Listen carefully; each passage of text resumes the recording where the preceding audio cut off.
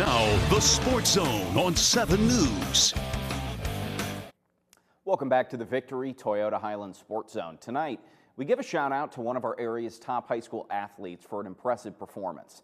Cameron quarterback Kason had to deal with some nasty weather and a tough opponent, but he was able to help lead his team to a spot in the state's Final Four, and he is our week's Athlete of the Week.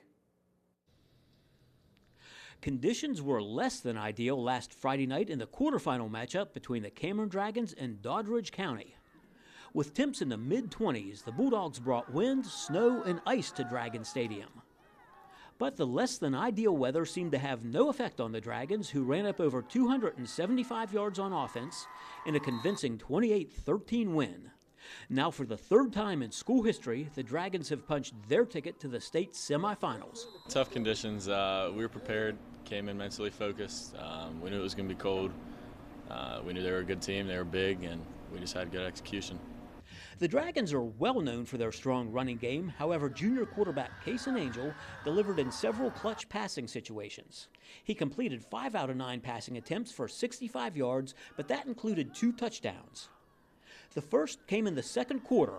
Under heavy pressure, Angel found Mason Scott in the end zone.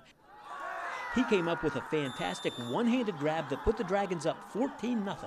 That ball wasn't supposed to go to him, so I dropped back, saw the pressure coming right, just kind of made a move, didn't realize my ankles were getting all caught up, and sent it down there.